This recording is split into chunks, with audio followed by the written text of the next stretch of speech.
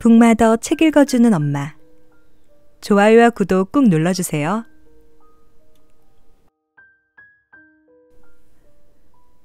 노예의 편에 선 링컨. 오바마가 당선되었어요. 흑인이 대통령에 뽑혔다고요. 톰은 숨을 헐떡거리며 할아버지에게 신문을 내밀었어요. 그렇구나. 그런데 왜 그렇게 놀라는 거니? 제 짝꿍 메리가 흑인은 절대 대통령이 되지 못할 거라고 했거든요. 흑인은 옛날에 노예였기 때문에 사람들이 뽑지 않을 거랬어요. 저런, 그랬구나. 하지만 메리의 말이 다 틀린 건 아니란다. 우리 흑인들이 미국에서 자유롭게 살기 시작한 것은 150년도 채 안 된 일이거든. 오늘은 너에게 그 이야기를 들려주마. 할아버지는 톰을 무릎에 앉히고 이야기를 시작했어요.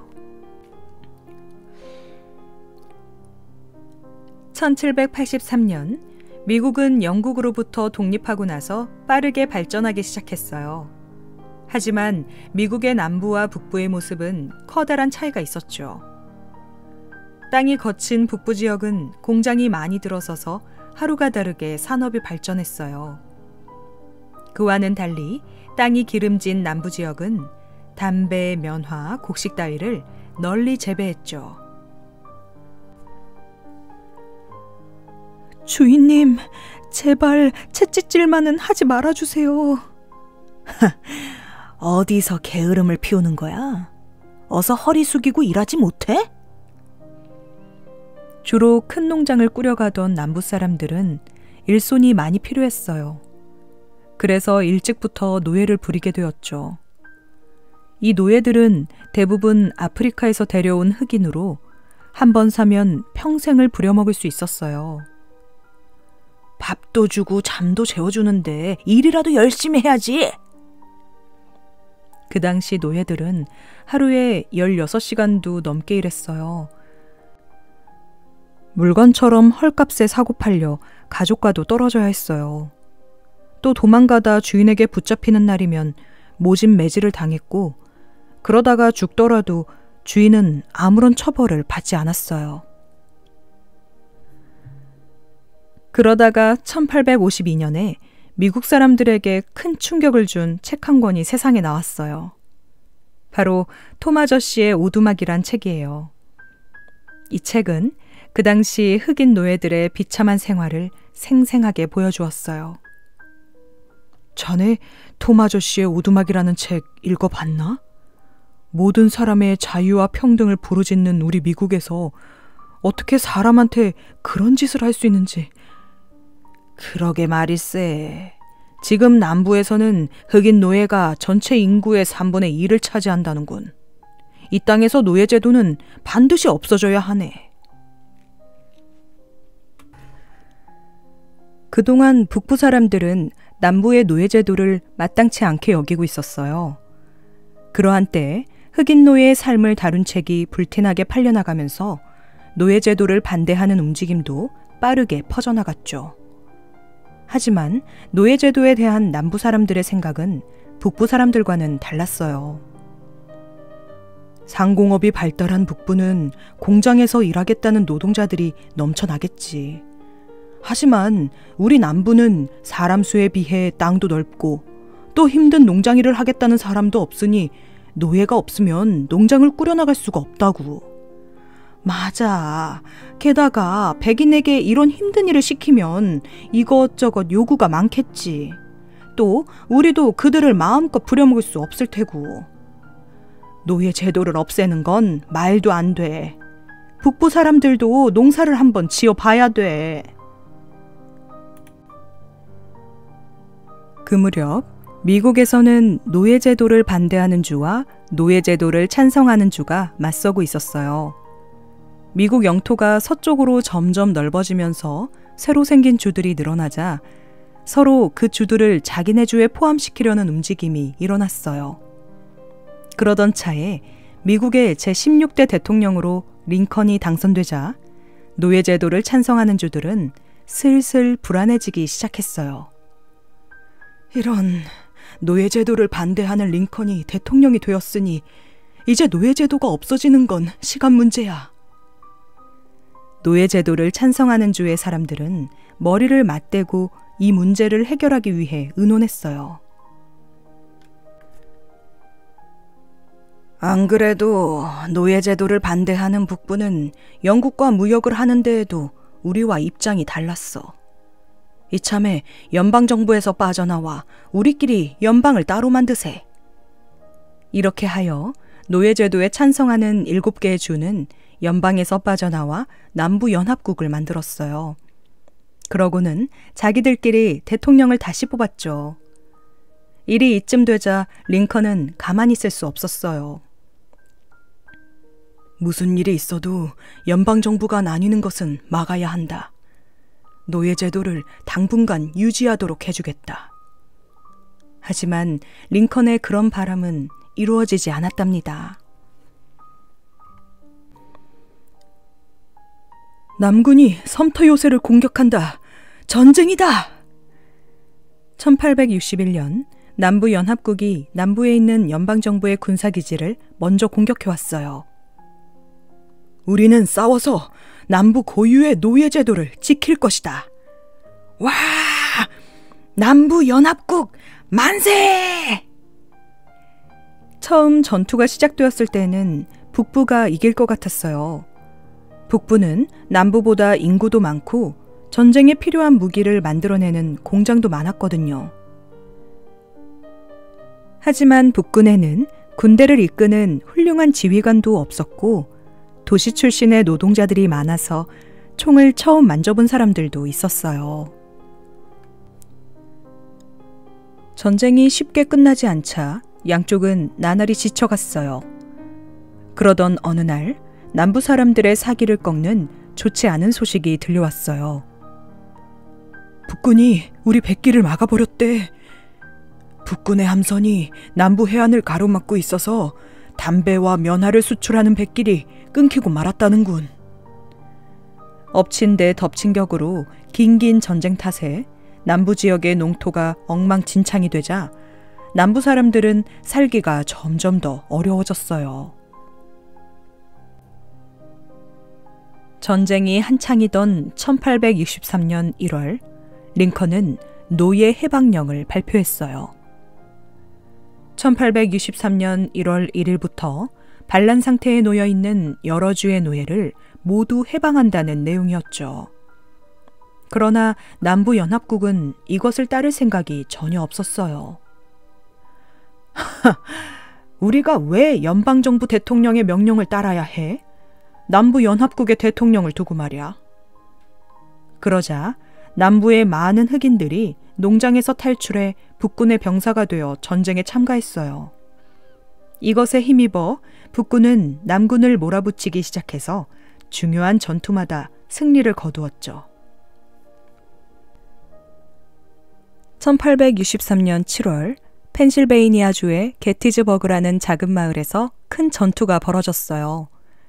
3일 동안의 치열한 전투 끝에 승리는 북군에게 돌아갔지만 이때 5만여 명이나 되는 군인이 죽거나 다쳤어요. 링컨은 이 전투에서 죽은 군인들을 기념하기 위해 게티즈버그의 국립묘지를 만들기로 했어요. 그리고 11월 19일 링컨은 아주 유명한 연설을 했죠. 여러분, 우리는 자유와 평등의 나라를 위해 목숨을 바친 이들을 기억하려고 이 자리에 모였습니다. 조국을 위해 용감히 싸우다 죽은 그들의 희생은 결코 잊혀지지 않을 것입니다.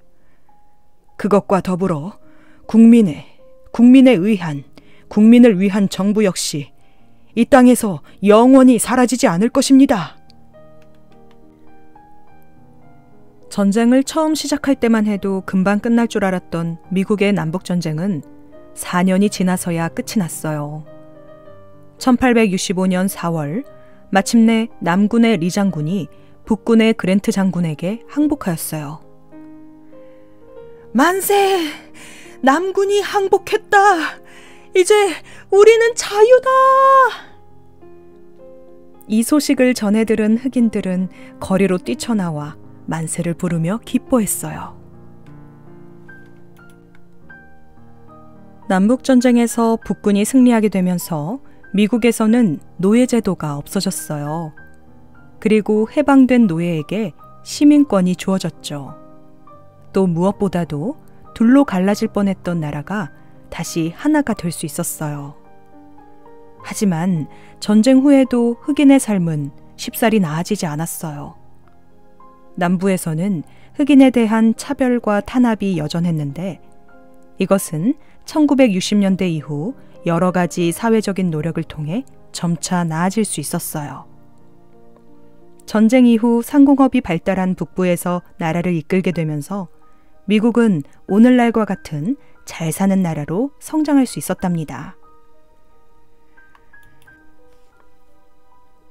할아버지의 이야기를 듣고 난 톰은 가슴 한편이 찡해졌어요. 미국에서 흑인 대통령이 나올 수 있을 만큼 흑인에 대한 차별이 없어진 데에는 목숨을 걸고 싸워온 사람들이 많았기 때문임을 알게 된 것이죠. 할아버지 정말 감사해요. 내일 친구들한테 이 이야기를 꼭 들려줄게요. 톰은 할아버지를 꼭 껴안아주고 나서 자기 방으로 왔어요. 그러고는 책꽂이에서 톰 아저씨의 오두막이란 책을 빼들고 책 속으로 모험을 떠나기 시작했답니다.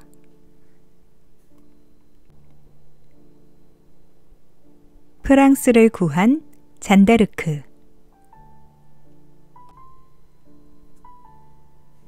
중세 유럽에서는 전쟁이 많이 일어났어요. 서로 땅을 차지하려고, 서로 왕이 되겠다고 수많은 병사를 이끌고 싸움터에 나갔죠. 그런데 영국과 프랑스는 100년도 넘게 싸움을 한 적이 있었대요. 두 나라가 왜 그렇게 오랜 기간 동안 싸움을 했는지 잔다르크의 이야기를 통해 알아봐요. 옛날부터 영국과 프랑스는 사이가 좋지 않았습니다. 1328년 프랑스의 왕 샤를 4세가 세상을 떠나자 영국의 왕은 프랑스 왕위까지 넘보았어요. 우리는 친척이니까 내가 프랑스 왕이 된다 해도 이상할 것 없잖소. 다음번 프랑스 왕관을 쓸 사람은 바로 나요. 말도 안 돼. 프랑스 왕족의 피를 물려받은 사람이 프랑스의 왕이 되어야지. 무슨 소리요? 영국 놈들이 이제 프랑스의 주인 행세를 하려 드네. 이러니 두 나라는 늘 티격태격할 수밖에 없었죠. 결국 두 나라는 아주 오랜 싸움을 벌이게 되었어요. 이 전쟁이 바로 100년 전쟁입니다.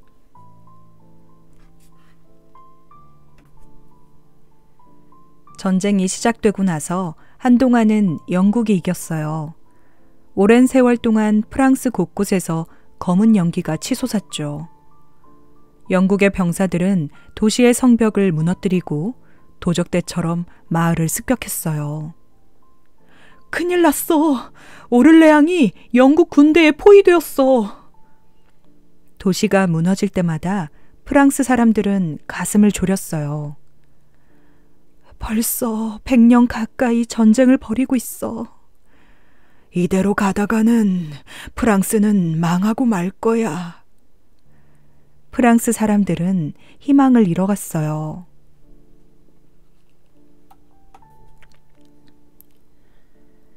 프랑스의 샤를 왕세자도 웃음을 잃은 지 오래였어요. 샤를 왕세자님, 영국은 오래전부터 프랑스의 왕위를 노려왔습니다. 이 길고 긴 전쟁을 끝내려면 빨리 대관식을 치러야 합니다. 프랑스 대신들이 간곡하게 부탁했지만 샤를 왕세자는 힘없이 고개를 떨어뜨렸어요. 프랑스의 수도 파리와 대관식이 열리는 랭스 대성당은 이미 영국군에게 포위되어 있었기 때문이에요. 그런데 이 무렵 프랑스에서는 기적 같은 일이 일어났어요. 그것은 시골 소녀 잔다르크의 활약으로 시작되었답니다. 1429년 어느 날 잔다르크는 교회 종소리를 들었어요. 맑은 종소리는 언덕 너머 하늘 높이까지 울려 퍼졌죠. 그 순간 구름 사이로 밝은 빛이 비치면서 신비한 목소리가 들려왔어요. 잔다르크, 두려워하지 말고 프랑스를 위해 싸워라. 오를레앙을 구하고 프랑스 왕의 자리를 지켜야 한다. 내가 너와 함께 할 것이다. 깜짝 놀란 잔다르크는 떨리는 목소리로 물었어요. 저는 말도 탈 줄 모르고 싸움도 할 줄 모르는 평범한 소녀일 뿐인걸요. 그 목소리는 날마다 잔다르크를 찾아왔어요. 전쟁 때문에 수많은 사람이 죽어가자 잔다르크도 더 이상 신의 목소리를 모른 척할 수만은 없었어요. 결국 잔다르크는 마음을 굳게 먹었어요. 신의 이름으로 프랑스를 위해 싸우겠어요. 긴 머리를 짧게 자른 잔다르크는 말에 올랐어요. 잔다르크는 샤를 왕세자와 가까운 백작을 찾아갔고 여러 번 거절당한 끝에 겨우 백작을 만났어요. 저를 왕세자님께 데려다 주세요. 신의 명령이에요. 신의 명령이라는 말에 백작은 마음이 흔들렸어요. 알았다. 내가 한번 왕세자님께 말씀드려보마. 잔다르크라는 소녀가 왕세자님을 만나고 싶어 합니다. 샤를 왕세자는 신하의 말을 듣고 어이가 없었어요. 백작으로부터 잔다르크에 대한 이야기를 전해 들었지만 직접 찾아오리라고는 생각지 못했거든요. 이제는 시골뜨기까지 싸움을 하겠다고 나서니 프랑스의 체면이 말이 아니군. 신하들도 고개를 절레절레 흔들었어요. 샤를 왕세자는 잔다르크를 시험해 보기로 했어요. 정말 신의 계시를 받았다면 나를 알아보겠지. 샤를 왕세자는 호위병의 초라한 옷을 빌려 입고 호위병에게는 자기 옷을 입혔어요. 마침내 문이 열리고 잔다르크가 나타났어요. 가짜 왕세자는 두 팔을 벌려 잔다르크를 맞았죠. 그대가 잔다르크인가? 기다리고 있었다. 하지만 잔다르크는 조금도 머뭇거리지 않고 구석에 서 있는 진짜 왕세자에게로 갔어요. 왕세자님, 신께서 저에게 오를레앙을 해방시키고 왕세자님을 도와 프랑스를 지키라고 하셨습니다. 그대는 정말 신의 계시를 받았는가? 네, 저를 오를레앙으로 보내주십시오. 신의 뜻을 보여드리겠습니다. 샤를 왕세자는 자신의 차 있는 잔다르크에게 군사를 내주기로 마음먹었어요. 오를레앙을 구하자! 신의 이름으로 싸우자! 잔다르크 주위에는 말을 탄 기사들이 있었고 그 뒤에는 수천 명의 병사가 따르고 있었어요. 지금이 공격할 때입니다. 기사들은 머리를 맞대고 작전을 짜고 있었죠. 그때 잔다르크가 사령관에게 말했어요. 저도 함께 싸울 수 있도록 말과 갑옷을 주십시오. 안 돼요. 싸우는 법도 모르면서 어쩌겠다는 거요. 걱정 마십시오. 신께서 저를 도우실 것입니다. 잔다르크는 자기 몸무게보다 훨씬 무거운 갑옷을 입고 깃발을 높이 든 채 영국군 요새를 향해 말을 달렸어요. 영국은 당장 돌아가라. 이것은 평화를 바라는 신의 뜻이다. 잔다르크는 영국군 요새 앞에서 큰 소리로 외쳤어요. 영국 병사들은 화살을 쏘아대며 소리쳤죠. 네가 그 소문난 양치기 소녀구나. 이 화살 맛 좀 봐라. 하지만 잔다르크는 조금도 움츠러들지 않았어요. 그 모습을 본 프랑스 병사들은 큰 용기를 얻었죠. 잔다르크를 따르자. 신의 이름으로 싸우자. 프랑스 병사들은 적의 요새를 향해 물밀듯이 나아갔어요. 영국군은 불화살을 쏘아대며 버텼지만 잔다르크가 이끄는 프랑스 군대를 막을 수는 없었어요. 샤를 왕세자는 잔다르크에게 깊이 감사했어요. 승리의 여신이여, 그대의 소원은 무엇인가? 잔다르크는 서슴없이 대답했어요. 어서 왕위에 오르십시오. 그것이 신의 두 번째 명령입니다. 샤를 왕세자는 랭스 대성당에서 크고 화려한 대관식을 올렸어요. 샤를 왕 만세! 프랑스는 신께서 지켜주신다! 프랑스 왕 샤를 7세가 탄생하는 순간이었죠. 잔다르크는 뜨거운 눈물을 흘렸어요. 프랑스 왕이시여, 이제 신의 뜻이 이루어졌습니다. 많은 귀족들과 잔다르크는 다 함께 무릎을 꿇었어요. 그 뒤로도 잔다르크는 쉬지 않고 전투를 벌였습니다. 프랑스에 남아있는 영국군을 몰아내기 위해서였죠. 그러던 어느 날 잔다르크는 영국군을 쫓다 그만 포위당하고 말았습니다. 너희는 포위되었다. 항복하라. 영국 군사들이 화살을 겨누며 소리쳤어요. 잔다르크는 거세게 저항했지만 결국 붙잡히고 말았습니다. 큰일 났다. 잔다르크가 영국군에 붙잡혔다. 그 소식을 들은 프랑스 국민들은 잔다르크를 자유롭게 해달라는 미사를 여기저기에서 열었어요. 얼마 뒤 잔다르크는 종교재판을 받게 되었습니다. 신의 목소리를 들은 게 사실인가? 혹시 악마의 목소리를 들은 게 아닌가? 재판관들은 잔다르크를 마녀로 몰아붙였어요. 저는 신의 뜻에 따라 할 일을 했을 뿐입니다. 잔다르크는 조금도 흔들리거나 두려워하는 기색이 없었어요. 끈질긴 고문과 재판이 여러 차례 계속되었죠. 잔다르크는 마녀가 틀림없으므로 화형에 처한다. 1431년 5월 30일 잔다르크는 장작더미 위에서 뜨거운 눈물을 흘리며 마지막 기도를 드렸어요. 그러고는 타오르는 불꽃 속에서 짧은 생을 마쳤습니다. 잔다르크의 죽음은 애국심을 드높였어요. 잔다르크를 죽인 영국군을 당장 몰아내자!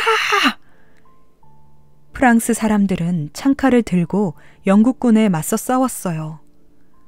도시 곳곳에서 프랑스군이 거세게 공격해오자 영국군은 요새를 버리고 물러갈 수밖에 없었죠. 이렇게 해서 100년이 넘게 치러진 전쟁은 프랑스의 승리로 끝이 났습니다. 100년 전쟁이 끝난 뒤로 영국은 노르망디 땅을 내주었고 다시는 프랑스 땅을 넘보지 않았답니다. 프랑스의 영웅 나폴레옹. 프랑스의 루이 16세가 단도대에 처형된 뒤에도 혁명의 기운이 수그러들기는커녕 더욱 거세지자 유럽의 다른 왕들은 불안했어요. 아니, 시민들이 감히 왕을 몰아내고 처형을 해? 이대로 가만히 있을 순 없겠군. 프랑스 혁명이 유럽 전체로 퍼져나가는 것을 막아야 해. 유럽 여러 나라는 서로 똘똘 뭉쳐 프랑스에 맞서는 동맹을 맺었어요. 그러고는 때를 봐서 프랑스에 쳐들어가기로 했죠. 영국군이 쳐들어왔다. 툴롱에서 전투가 시작됐다. 1793년 프랑스 혁명에 반대하는 사람들이 도움을 요청하자 영국이 프랑스로 군대를 보낸 거예요. 우리가 또 졌어요. 도대체 영국군을 당해낼 수가 없군요. 이대로 가다가는 모두 죽고 말 거예요. 프랑스는 싸움에서 계속 지기만 했어요. 그런데 그때 귀신 같은 전술로 프랑스에 큰 승리를 안겨준 사람이 있었죠. 그 사람의 이름은 바로 나폴레옹이었어요. 이 전투로 나폴레옹의 이름이 널리 알려지게 되었어요. 프랑스에서는 굶주림에 지친 농민들이나 왕이 다스리던 시대로 되돌아가기를 원하는 사람들이 반란을 일으키기도 했어요. 그때마다 나폴레옹은 반란을 잠재워서 시민들을 안심시켰죠. 그러자 프랑스 사람들은 나폴레옹을 떠받들게 되었어요. 나폴레옹은 정말 대단해. 프랑스에 없어서는 안 될 사람이야. 들었어? 나폴레옹이 프랑스군의 사령관이 되었대. 그런 나폴레옹에게 새로운 임무가 맡겨졌어요. 이탈리아에 머물고 있는 오스트리아군을 물리쳐주게. 그 당시 프랑스 병사들은 굶주림과 피로에 지쳐 있었고 무기와 말도 턱없이 부족했어요. 나폴레옹은 병사들 앞에서 큰 소리로 외쳤어요. 프랑스 병사들이여, 나는 그대들에게 따뜻한 음식과 옷을 약속할 수는 없다. 하지만 이 세상에서 가장 풍요로운 땅으로 그대들을 인도할 것이다. 그곳은 바로 이탈리아다. 부와 명예가 기다리고 있나니 병사들이여 나를 따르라. 와! 나폴레옹 장군 만세! 프랑스 만세! 힘을 얻은 프랑스군은 이탈리아에서 큰 승리를 거둘 수 있었어요. 나폴레옹 만세! 프랑스 만세! 파리 거리에는 나폴레옹을 환영하러 나온 사람들로 발디딜 틈이 없었어요. 하지만 나폴레옹은 여기에 만족하지 않았죠. 그는 눈에 가신 영국을 공격하기로 마음먹었어요. 이집트는 영국이 지중해를 통해 인도로 가는 중요한 길목에 위치하고 있다. 우리가 이집트를 손에 넣는다면 영국은 큰 피해를 볼 것이다. 그리하여 나폴레옹은 이집트 원정에 나서게 되었어요. 하지만 영국은 만만한 상대가 아니었어요. 나폴레옹은 영국의 넬슨 제독이 이끄는 함대에 져서 이집트에 갇히는 신세가 되고 말았어요. 내가 이러고 있을 수만은 없다. 이 틈을 타서 다른 나라가 프랑스를 공격해오면 큰일이다. 프랑스가 권력 싸움으로 혼란스러운 이때야말로 내가 정권을 잡을 기회다. 나폴레옹은 영국의 감시를 피해 배에 몸을 숨긴 채 이집트를 빠져나오는데 성공했어요. 파리로 돌아온 나폴레옹은 쿠데타를 일으켜 정권을 잡게 되었습니다. 프랑스의 최고 지도자가 된 나폴레옹은 프랑스를 위협하는 나라가 있으면 그냥 내버려두지 않았어요. 그에게 불가능이란 없어 보였죠. 눈 덮인 알프스 산을 넘어 이탈리아에 머물고 있던 오스트리아군도 몰아낼 정도였으니까요. 영국조차 프랑스와 평화 조약을 맺게 되자 이제 나폴레옹에게 맞설 나라는 어디에도 없었어요. 마침내 유럽에 평화가 찾아온 거예요. 나라 주변이 안정되자 나폴레옹은 프랑스의 사회와 경제를 새롭게 바꾸어 나갔어요. 그러자 프랑스는 산업이 발달하여 나라 살림이 점점 안정되기 시작했죠. 이제 프랑스는 번영의 길로 들어서게 된 거예요. 나폴레옹은 뛰어난 군인이자 훌륭한 정치가야. 나폴레옹이 정치를 하면서부터 살기가 아주 좋아졌어. 어디를 가나 나폴레옹을 칭찬하는 말이 끊이지 않았어요. 1804년 12월 2일 노르트람 대성당을 비롯한 프랑스의 모든 교회에서 요란한 종소리가 울려 퍼졌어요. 땡그랑 땡그랑 땡그랑. 그날은 나폴레옹의 대관식이 열리는 날이었어요. 나폴레옹은 국민들의 투표로 황제의 자리에 오르게 된 거예요. 로마 교황 피우스 7세가 나폴레옹의 머리 위에 황제의 관을 씌워주게 되어 있었죠. 그런데 교황이 황제의 관을 막 집어들려는 순간이었어요. 나는 이 세상에서 가장 높은 사람이다. 나에게 왕관을 씌워줄 사람은 아무도 없다. 이렇게 생각한 나폴레옹은 제 스스로 왕관을 번쩍 들어 자기 머리 위에 얹었어요. 그리고 황후 조세핀에게도 자신이 직접 왕관을 씌워주었어요. 프랑스 만세! 나폴레옹 1세 만세! 조세핀 황후 만세! 국민들은 나폴레옹이 황제가 된 것을 진심으로 축하해 주었어요. 황제가 된 나폴레옹은 나폴레옹 법전을 펴냈어요. 그리고 나랏일에 많은 노력을 기울였죠. 나폴레옹은 유럽 여러 나라를 정복해 나가면서 점점 거만해졌어요. 하지만 그런 나폴레옹에게도 강력한 해군을 가진 영국은 골칫거리였죠. 앞으로 어떤 나라도 영국과는 거래하지 마라. 유럽 대륙의 모든 항구를 막고 영국 배가 드나들지 못하게 하라. 나폴레옹은 전 유럽에 명령을 내렸어요. 하지만 러시아가 명령을 어기자 그는 곧바로 러시아로 쳐들어갔어요. 하지만 나폴레옹의 러시아 원정은 실패로 끝나고 말았어요. 러시아의 험준한 지형과 혹독한 추위에 대비하지 못한 것이 큰 원인이었죠. 이 사실이 유럽에 알려지자 영국을 비롯한 동맹군은 그 틈을 놓치지 않고 프랑스를 공격해왔어요. 프랑스는 많이 지쳐있다. 프랑스군을 무찌를 기회는 바로 지금이다. 가자, 프랑스로. 지칠 대로 지쳐있던 프랑스군은 동맹군의 공격을 막아내지 못했어요. 이 일로 나폴레옹과 그의 가족은 고향 코르시카 근처의 엘바 섬으로 유배를 가게 되었어요. 이제 루이 16세의 동생인 루이 18세가 국왕 자리에 오를 것이다. 프랑스는 다시 왕정으로 돌아간다. 영국을 비롯한 동맹국들은 자기들 마음대로 프랑스를 바꾸어 놓으려고 했어요. 국왕이 된 루이 18세는 나폴레옹과 관계된 사람들을 모조리 감옥에 가두거나 처형시켰어요. 그러자 시민들의 마음이 흔들리기 시작했어요. 다시 왕이 다스리던 시대로 돌아가라니. 그러게 말이야. 나폴레옹이 그리워지는군. 이러한 시민들의 바람은 나폴레옹의 귀에도 들어갔어요. 프랑스가 나를 원하고 있다.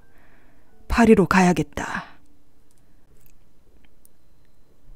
1815년 나폴레옹은 엘바 섬을 탈출했어요.